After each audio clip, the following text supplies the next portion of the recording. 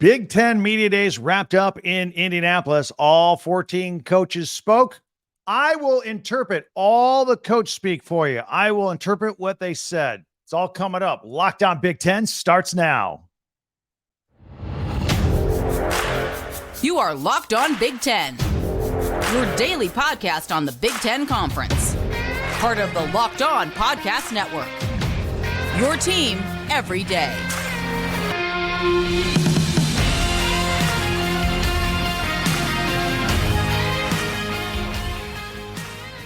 Welcome to Locked On Big Ten. I'm Craig Sheeman. Thank you for making us your first listen each and every day. We really appreciate it. We are free and available wherever you get your podcasts and on YouTube. It's part of the Locked On Podcast Network, your team every day. I'm going to plow through all 14 coaches and what they said and interpret it for you and tell you what the coaches are expecting for this upcoming season. Plus, we'll have our Pigskin picks coming up. Be sure to subscribe and follow Locked On Big Ten for free wherever you get your podcast. That way, you get the latest episode of this podcast as soon as it becomes available each and every day. Well, everything started out in Indianapolis at Lucas Oil Stadium on Wednesday this past week. Tony Petitti, the new commissioner, started things off by talking. We kind of dove into that in yesterday's podcast. If you want to go back and find it and check it out, I thought it was a pretty interesting conversation about a lot of stuff going on in the Big Ten and college football for that matter. The first coach up on Wednesday was Illinois coach Brett Bielema, who's entering his third season as the head coach of the Fighting Illini, 14 years as a head coach. In fact, 7 at Wisconsin. And so he's very familiar with the Big Ten. He's 110-70, 8-5 last year, 5-4 in the Big Ten, 10 all-conference players returning this year. Things are looking good, even though they lost a lot of talent to the NFL, getting 10 all-conference guys back. And he mentioned in his little rundown before the Q&A that they have 9,500 new season ticket holders. A lot of excitement there at Illinois. He also talked about NIL, name, image, and likeness. He brought it up. A lot of coaches talked about it. He said, look, it's like game day. Just give me the rules, and I'm going to play the game. So the rules have changed on how kids can get paid. He's just giving them the rules, and he'll deal with it. Then he took questions.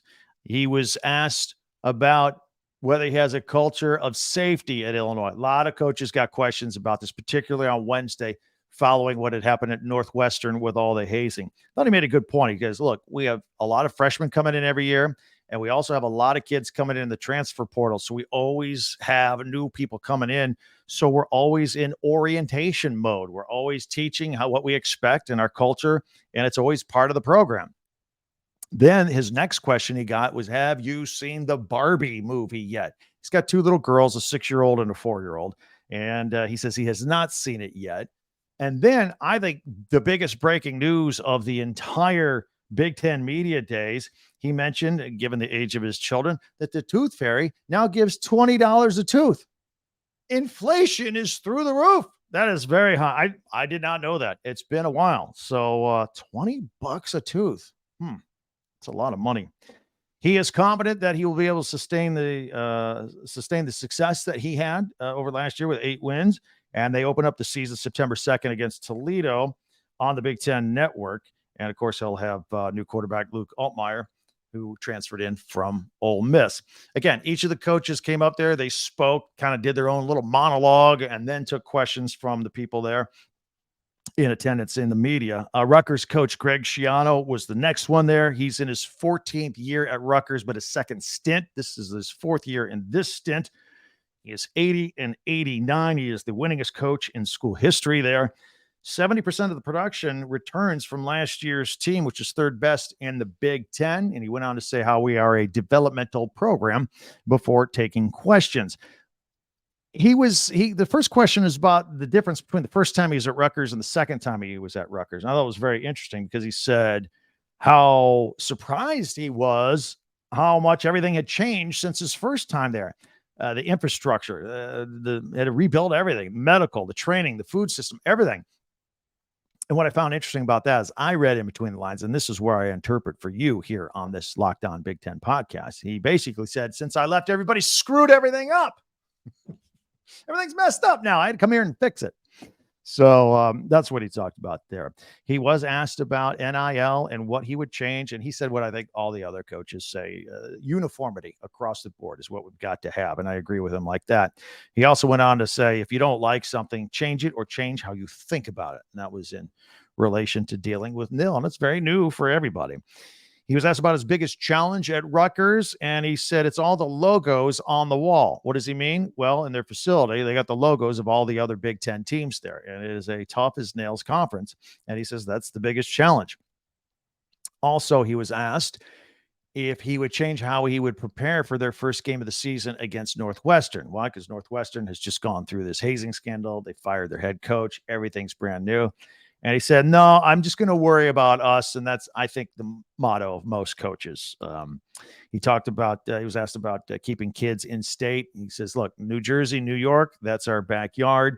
When I first got here, maybe it wasn't cool to go to Rutgers. And he says that we made it cool to go to Rutgers. And that's how he feels. And they want to get the right kids. And like I said, they open up on Sunday, September 3rd against Northwestern. I think there's 3 college football games on that Sunday before the NFL season starts filling that void. Michigan State football coach Mel Tucker was next on the board. He's in his 4th season, and he was 5-7 last year, a disappointing 3-6 in the Big Ten. However, they were one of 3 Big Ten schools that didn't make any changes at head coach, offensive coordinator, or defensive coordinator. So they have some stability there on the staff. He says, we're very hungry and determined. Thing they're working on through the portal and recruiting is to get more depth and more competition at each of the positions. And he feels like they have done that. So then he took questions. The first one was about their quarterback, Noah Kim, who's going to get his shot this year. He said the kid's got an amazing amount of arm talent, and he's probably one of the fastest kids on the team. So he was asked about hazing. He says, look, we specifically have an anti-hazing policy, and he will absolutely address that on day 1. Camp starts Wednesday for Michigan State.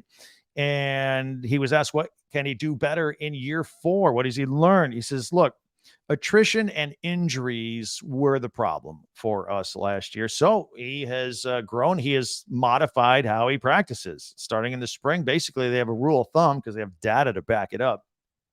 He said, stay out the ground. Don't do drills and plays where you're constantly ending up on the ground during practice. Save it for the game. And the injuries will be reduced. At least he's pretty confident about that. He was asked about the portal. He says, overall, it has benefited us.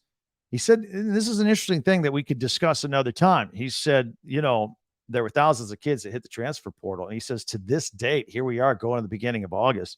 There are still hundreds, maybe even thousands of kids that haven't found a home yet. They've transferred out of where they were in the transfer portal, but they haven't found a landing place yet. And it's a big problem. And you know what? He's right. He's absolutely right. He was asked about losing home field with their season-ending game because, remember, they're not playing Penn State at home. They're playing them down the road at Ford Field, home of the Detroit Lions, on the Friday after Thanksgiving on a nationally televised game. He says, look, I like the exposure. I like it on national TV. I like the exposure in the Detroit area. We want to recruit hard there anyway. Kids are playing on an NFL field. He didn't seem to have any problem with it whatsoever. He was also asked about team building, and I don't know if this was an issue before, but they're spending a lot more time making sure that the kids are doing things together, dinners, dodgeball, kickball, going to movies. And he says it includes the freshmen and the transfers as well, and it's going very well. And again, reiterated about the health of his defense when he was asked about it. His final question goes, our front 7 is completely revamped. It is huge. It is big. Portal, recruits. We are ready to go. Michigan State opens up against Central Michigan on September 1st. Next out of the box was Northwestern David Braun. And this is interesting because everything's going on at Northwestern. Firing their coach, Pat Fitzgerald, with the hazing scandal just a couple of weeks ago. And David got up there, just a young man who, think about everything he's gone through. A year ago, he was at North Dakota State as defensive coordinator. Gets brought in to be the defensive coordinator at Northwestern in January. Now he's the head coach. He's got 2 little kids with his wife. He's got a 3rd one on the way, all girls, 3rd one on the way any day now, and he's dealing with all this.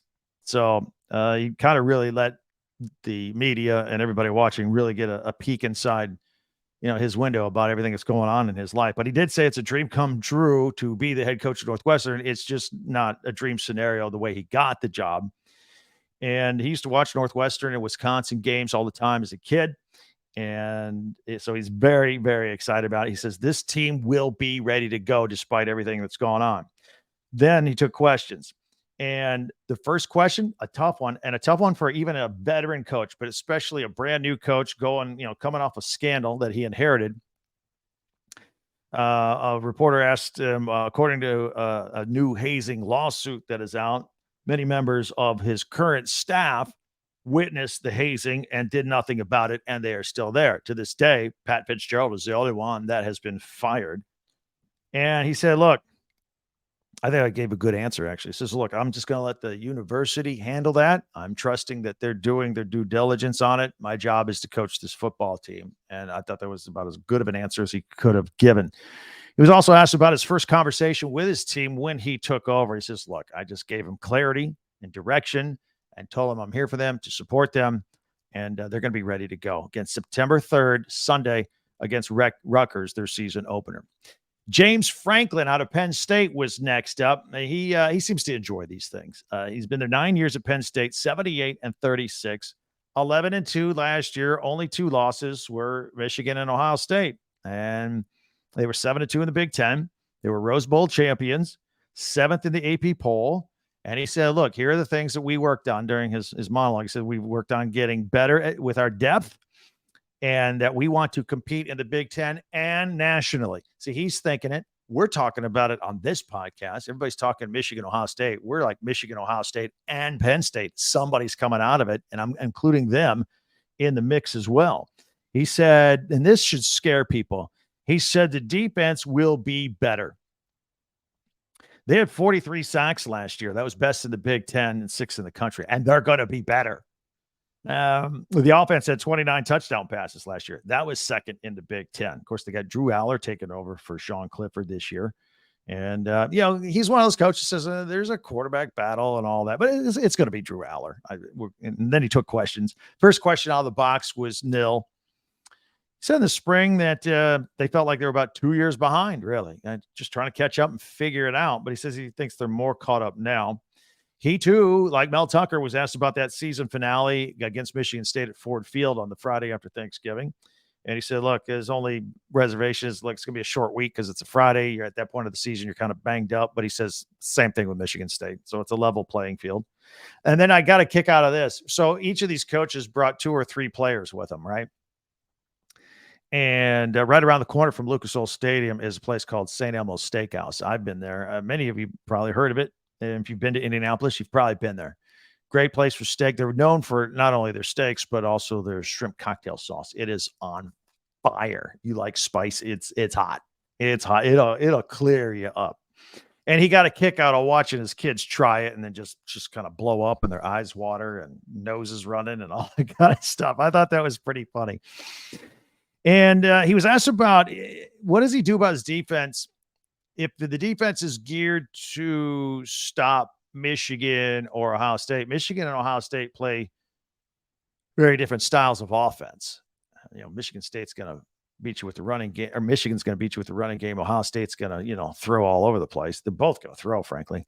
But they are 2 different offenses. He says, yes, but look, we're playing a defense for us, and we'll take care of whatever we got to take care of. And they open up the season hosting West Virginia, 7:30 on NBC. Kirk Ferentz came out next out of Iowa, 25 years. He is the dean of the Big Ten. In fact, he's the longest tenured coach in all of college football. And 24 seasons, he's 186 wins and 115 losses. Goodness, he's 8-5 last year, 5-4 the Big Ten. They beat Kentucky 21-0 in the Music City Bowl. His son Brian is the offensive coordinator. And they got Cade McNamara and tight end Eric All, both from Michigan this year. He acknowledged their struggles on offense, no doubt. He says, we've been pretty good up till then, but the last 2 years we have struggled. Their defense was number 2 in the country in scoring and total yards, and they are going to rely on defense. But I think with Cade at quarterback, things should get better. And then he spent time talking about Gary Barta, his longtime friend, who's the athletic director, who's going to be stepping down on August 1st. He took questions. First one out of the box was a tough one. There's a story about a sports gambling investigation going on among the football team. He says, look, I'm naive about the gambling. He says his son was the one that informed him that even ESPN Game Day every Saturday does a segment on betting lines. And he says people need to be better educated and that the penalties need to fit the crimes. Look, what he said could be true. Maybe he is naive. Maybe he doesn't pay a lot of attention to that. But he should. And the answer he gave kind of looked like he was just like deniable plausibility. But look, he's been there 25 years. He knows what he's doing, and he's a great football coach. I don't want to take too much from him, but I didn't like that particular moment.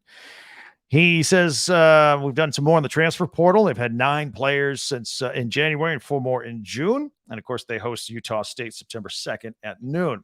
And then closing out the first day on Wednesday was Ryan Day from Ohio State, who enters his 5th season for the Buckeyes with a remarkable 45-6 record overall, 11-2 last year, 8-1 in the Big Ten. 16 returning all-conference players, most in the Big Ten. That's going to be trouble for everybody. And the questions he took, first one was about his quarterback situation. He like James Franklin. I don't know. I don't want to say they're pretending to have a quarterback competition because it's going to be Kyle McCord, but he said it might be Devin Brown. He says, we'll see who emerges. This is some of the coach speak, I think. No disrespect. Maybe he really feels that way. We'll see who emerges, and hopefully it will emerge quickly. He was asked about his offensive line. The Buckeyes' offensive line might be their one question of this otherwise, I don't say perfect team. Everybody's got deficiencies, but the O-line, their 2 guards have playing experience. The 2 tackles and their center do not. And, they're not opening on the road against some quote unquote cream puff or, division. They're playing a Big Ten team to open it up. It's at Indiana on the road. He's concerned about these guys getting the first start in a road conference game. Brian Hartline, of course, is the new offensive coordinator. He was asked about that. He said, look, that will free him up to do other things. He fears that once the season starts, he's probably going to jump more back into offensive planning, but he's going to try not to focus just on offense. Oh, and by the way, you may remember this. A couple of days ago on our podcast, I said, all right, what's the over-under on how many questions are asked before somebody asks him about Michigan, whether it be the 2 losses in a row, or the loss at the end of the season, the way the season ended? I put it at 3 questions. I said by the 3rd question, he'll get a Michigan question. Well, it was the 4th question. So if you had the over, you win. And it was lumped in a question about the last 2 games, Michigan and Georgia, and the missed kick at the end. And he talked about, 1 or 2 plays makes a difference, and they need to be more explosive and all that. But anyway, that was how the first day wrapped with coaches' interviews with the media days at Indianapolis. Now that we've covered that, we will take a look at the rest of them from Thursday, what they said, including Jim Harbaugh and what he thinks about his upcoming suspension. All that and more coming up on Locked On Big Ten. These days, every new potential hire can feel like a high-stakes wager for your small business. You want to be 100% certain that you have access to the best qualified candidates available. And that's why you have to check out LinkedIn Jobs. LinkedIn Jobs helps you find the right people for your team faster and for free. It is great. I've had to hire people. I don't like having to do it, but this makes it easy. LinkedIn Jobs. Just create your free job post, and then you add the purple hashtag hiring frame to your LinkedIn profile to spread the word that you're hiring. Simple tools like screening questions that make it easy to focus on candidates with just the right skills and experience so you can quickly prioritize who you'd like to interview and eventually hire and add to your team, just like a coach adding a player from the portal to his team, right? That's why small businesses rate LinkedIn Jobs number 1 in delivering quality hires versus leading competitors. LinkedIn Jobs helps you find the qualified candidates you want to talk to faster. Post your job for free at linkedin.com/LockedOnCollege. That's linkedin.com/LockedOnCollege and post your job for free. Terms and conditions apply. So day 2 of the Big Ten Media Days in Indianapolis, we'll take a look at these coaches, what they said, and I'll tell you what they said. I'll interpret for you. That's what I promised to do at the top of this podcast on Lockdown Big Ten. Well, thank you for joining us here today. So Tom Allen, head football coach at Indiana. Every time he speaks, I want to run through a wall for that guy. He's very motivating. He's entering his 7th season for the Indiana Hoosiers. He's 30-40, and believe it or not, already the 7th winningest coach in IU history. This team did a complete revamp, added 23 players from the transfer portal. It's a brand new team here. He talked about in his opening monologue, they had 8 games last year that were decided in the 4th quarter. So they got to get tougher and they got to finish. And that's what they've been working on the offseason here, getting ready to go. Then he took questions. Somebody asked him right out of the box, hey, you got a new team, you got young players, you got new players from the transfer portal. How do you instill confidence in your team, but then you got to play Ohio State? I mean, it was implied, Ohio State's a 4-touchdown favorite in that game right now. He said, look, it's a challenge, no doubt about it, but we embrace it. And you just got to grow up fast. And it makes the offseason more urgent. It kind of makes everything fast forward. He said, now you will get an advantage that if you're in that kind of mode early, when you get to weeks 2, 3, and 4, you're already rolling on all cylinders with your planning. So they're ready. They're going to jump on it, and they're very excited about it. He was asked about new receivers that have been added, more diverse group. He says, look, we need more explosiveness. We need guys that'll take care of the ball. That was done by design. And then he was asked about dual threat quarterbacks. They've got a bunch of young quarterbacks, and I think it's going to be Taven Jackson stepping up there. But he said his new thinking is whoever's quarterback is going to be a dual threat, a guy that can run and pass, because Tom Allen's a defensive-minded coach, and that's his background. And he asked himself, all right, what gives me the most fits on defense? It's quarterbacks that can run and throw. And so that's what he wants on offense moving forward, and you're going to be seeing a lot more of that at Indiana. And again, they open up against Ohio State. Maryland's Michael Locksley came in next. They have 7 all-conference players returning. Back-to-back winning seasons at Maryland. If you saw our preview earlier on Locked On Big Ten, you know that I think Maryland's going to win a lot of football games with Talia Tungavailoa at quarterback this year. They had back-to-back bowl wins, including the Duke's Mayo Bowl win against North Carolina State. Locksley is 21-28 in 5 seasons. He was 8-5 last year, 4-5 in the Big Ten. Spent a lot of time in his monologue talking about the mentorship program that he has around his kids. There are like 85 mentors, business professionals in the area around Maryland that are all locked into his players. He's all about the 40 years after the 4 years and the whole man, and not just the football player. Spent a lot of time talking about that and how they're a developmental program as well. But he also feels that they are ready to compete for a championship. And that's how he left it before he took questions. He was first asked about opening up against Towson. It happens to be his alma mater, so he's very excited about that. He was asked about recruiting guys that can eventually make it in the NFL. Maryland sent a lot of receivers and DBs to the league, but maybe not guys in the trenches, and that's something that has been lacking at Maryland, according to this reporter who asked the question, and I don't think Locksley was having any of it. He says, we got 3 guys from last year's team on trying to make NFL squads right now. 2 of them were drafted. So I don't think he bought that at all. He's very polite about it, but I don't think he bought that. He was asked about pressure of maintaining, being inside the top 30 now. And he says, no, there's no external pressure. And he said something that was interesting. It was a little different than I've heard other coaches say. He says, look, we're at ground zero. We're not building on last year. We're not building on anything. We're starting over right now. And it's a little different than when most coaches will tell you about how they're always building from on last year or building on this or that. So it was a different approach, a different philosophy by Michael Locksley. Next up was PJ Fleck out of Minnesota. Spent a lot of time talking about culture at Minnesota. They've won 9 games back-to-back years. They won the Pinstripe Bowl this past year. Do you know, this little fun fact, I did not realize this, that they have won 6 straight bowl games at Minnesota, and that is the longest ever stretch in the Big Ten? That's what they said on the Big Ten Network during the media days. I did not know that. I would not have guessed. They are 44-27 in the 6 years, but the last 4 years, they have the 4th best record in the Big Ten. Would you have guessed that? Maybe not. And in the last 4 years, they've had 14 players drafted in the NFL. Got 8 all-conference players returning. And he talked about how they have the second hardest schedule in the country, right behind Ole Miss, I think he said. Hey, he might be right. He might be right. He talked about how he was a developmental program where he's very proud. He's got numerous players who were on the scout team in 2018 and 2019 who are now starters for him right now.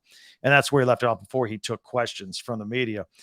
First question out of the box was hosting Nebraska to start the season. What do you think about it? And, of course, he said he's got a great relationship with Matt Rhule over there, and he's looking forward to it. And that is a Thursday night, Thursday, August 31st opener on Fox National TV. He was asked about the new Big Ten schedules that are coming out, and especially when USC and UCLA come. And he says, I'm glad that they kept the rivalries. It's important to play Wisconsin and Iowa. And he was very happy about that.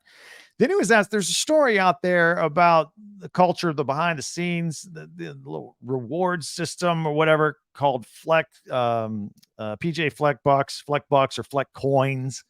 He reiterated, look, no currency is involved. This is just metaphoric speech, investment in life analogies, that kind of stuff. There's nothing to it. And spent a lot of energy and time talking about that as well. Purdue football coach Ryan Walters came up next. Of course, he was the defense coordinator for Brett Bielema at Illinois. Now he is first-time head coach at Purdue. Purdue, of course, went to the Big Ten championship game for the first time last year, and he is so excited about this opportunity. And he mentioned there are 39,000 season tickets already sold at Ross-Ade Stadium. That's the most since 2008. By the way, Ross-Ade Stadium in West Lafayette is now 100 years old, and it's getting a facelift. They're doing a bunch of stuff to it. It's going to be exciting. They got the new Joe Tiller Tunnel that will be ready for opening day. However, he did mention that the new elevator on the south side and so will not be ready. He said, but you know what? We haven't had it for 100 years. We won't miss it for a couple of more weeks. Then he took questions. First question was a foodie question about a restaurant, Triple X in West Lafayette. Has he had their peanut butter burgers yet? He says he's been there, but it was for breakfast, and he didn't think that their specialty, the peanut butter burger, was too appealing to him, but he probably will try it at some point. He was asked what he said to his players, speaking to his players on the first day on the job, and he says it was kind of a humble approach. He said, look, I'm here to learn what it means to be a Boilermaker. He was asked about in-state recruits and how important it is. He said to keep home kids, state kids in Indiana, in the state of Indiana, and play in front of the home crowd. He was also asked a similar question that James Franklin had about, okay, you got your defense, you're a defensive specialist. You got Ohio State and Michigan that dominate the conference, but they play different styles. How are you going to handle it? He wasn't too worried about it at all. He says, look, you just game plan, use your different styles, and said he figures something out, so to speak. Nebraska coach Matt Rhule was next. Now he is replacing Scott Frost, who just lost a ton of one-score games. He got up there and says, hey, I really love my job. I love my players. I love my team. You got any questions? It was the shortest intro that any coach gave. First question out of the box was about week 2 against Colorado. He says, look, these regional rivalries are good. Games that you can drive to are good. He's very happy. And then he got a foodie question as well. He was asked if he liked the chili cinnamon rolls. I don't know. Is that a thing in Lincoln, Nebraska? Maybe it is. He says, look, they're good. He says, look at me. Of course, he's a little rotund a little bit. He said, look, it's obvious I like to eat, and my wife went to culinary school, and I love them. So he's all about it. He was asked what success means for him in the first year. He says, look, I want to compete in every game. He went on to say that Nebraska used to be feared. Nebraska used to be respected. And he said, that's not something that you earn. It's something you take. Thought that was very interesting. And then he was asked about, is it any different preparing at a school like Nebraska as opposed to some other places he's been? Of course, he's been the head coach at Temple and Baylor, and also a short stint as the head coach of the Carolina Panthers. So he said this is his 4th head coaching job. He says, look, at a place like Nebraska, it's a bigger roster. You got to learn to do multiple simultaneous drills on practice day and kind of manage all of them. I thought it was an interesting answer. And he also said Tom Osborne has been very helpful with advice. Tom Osborne hasn't given him a single play or anything like that. It's all about what you do at practice and how you approach practice. That's what the legend says. And he also was asked about getting recruits. He says, look, we got to own the state of Nebraska. There is talent here. We've got camps. We've got young kids. We've got young talent. And we're just going to take everything day by day. And even says day by day on the stadium. And they're ready to go at Nebraska with Matt Rhule, the brand new coach.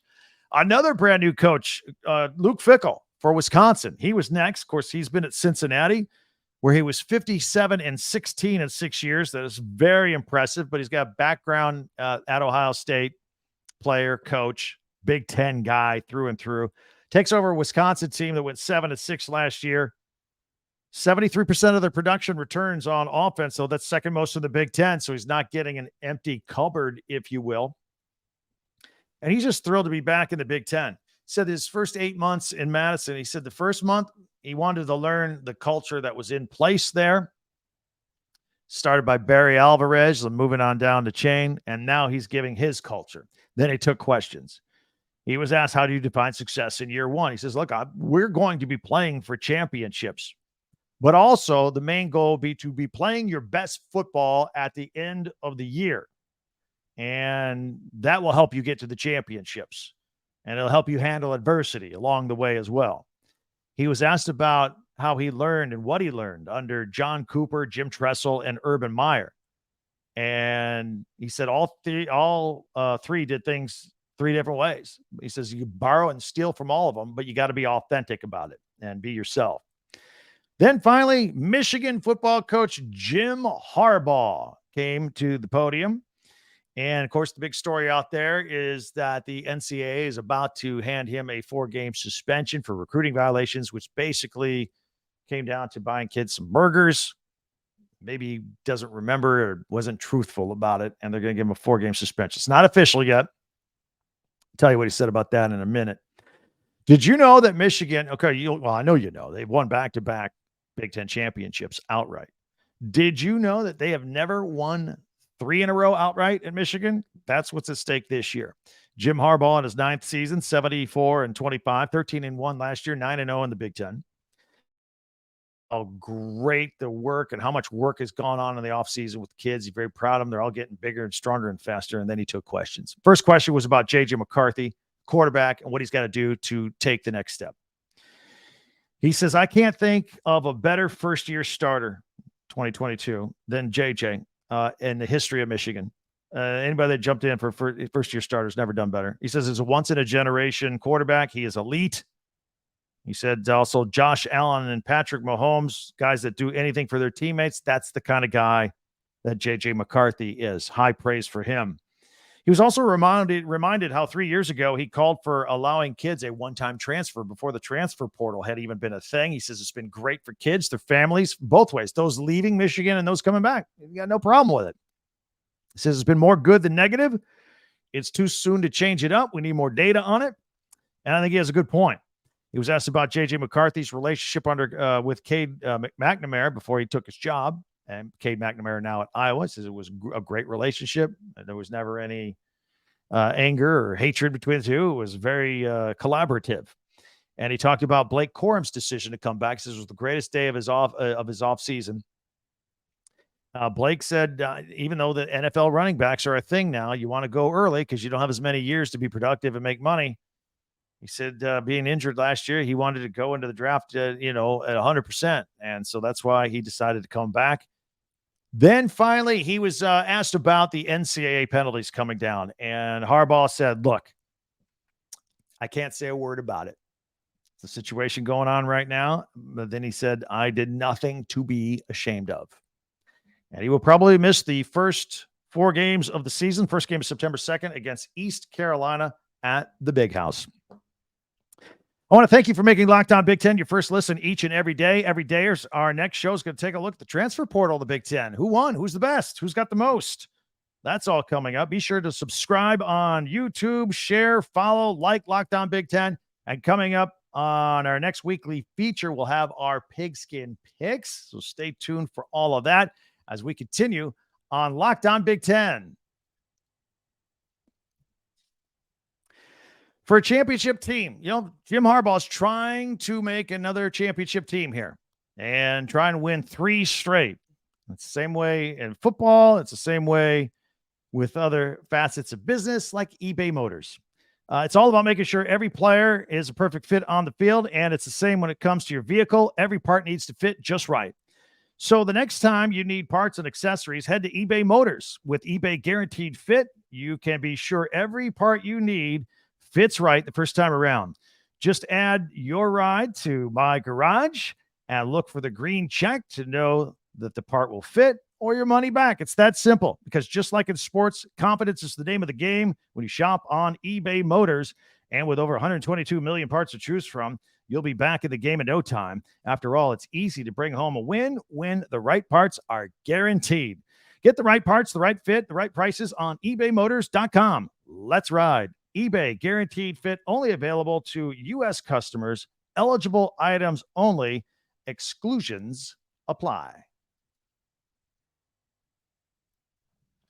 All right, as you know, on Fridays, we like to do Pigskin picks. We don't have any games, so I always find something else for you to dive into. And thanks to our friends at FanDuel, here's what we're going to do. We are going to look at who has a chance to go undefeated, or what the odds are of going undefeated for the entire season. And I've got all the Big Ten teams listed and their odds. I will point out, as you can see, if you're watching on video, if you're listening, I'll spell it out. Michigan plus 240, $100 gets you 240. Ohio State plus 260. Those are the 2 best in the country. And then there are other teams. And then Penn State comes in later on at plus 1,000. I think there's some added value here. If they can upset Ohio State and Michigan, then they can, look, I've been talking all off season, Michigan and Ohio State, but Penn State's right there. They are right there. There might be some added value for you at plus 1,000. Wisconsin comes in at plus 1,400. They've got a tough game at Purdue September 2nd. Then they host Ohio State October 28th. That might be a hiccup for their perfect season. Iowa at plus 2,300. They're at Iowa State in week 2. That's no gimme. And then at Penn State week 4, everybody else for fun here. Illinois plus 4,500. Minnesota plus 6,000. Maryland plus 10,000. Nebraska plus 11,000. Indiana, Michigan State, Northwestern, and Purdue at plus 25,000. And I could not find odds for Rutgers. They are not available. Sorry, Rutgers fans. Anyway, thank you for making Locked On Big Ten your first listen each and every day. Every day is our next show. We'll take a look at the Big Ten transfer portal and who did the best job here in the offseason. Bunch of ways for you to interact with me. Hit me on Twitter at Talk Big Ten. And also you can leave me some comments here on YouTube as well. Be sure to subscribe and follow this podcast right now on your favorite podcast app, and you'll get the latest episode of Locked On Big Ten as soon as it becomes available each and every day. Now I want you to check out the Locked On Sports Today podcast for the latest on everything else going on in sports. I want to thank you for checking us out. I can't tell you how much I appreciate you watching, subscribing, sharing. Thank you. Please continue to do so. Have yourself a great day. We'll see you next time. I'm Craig Sheeman on Locked On Big Ten.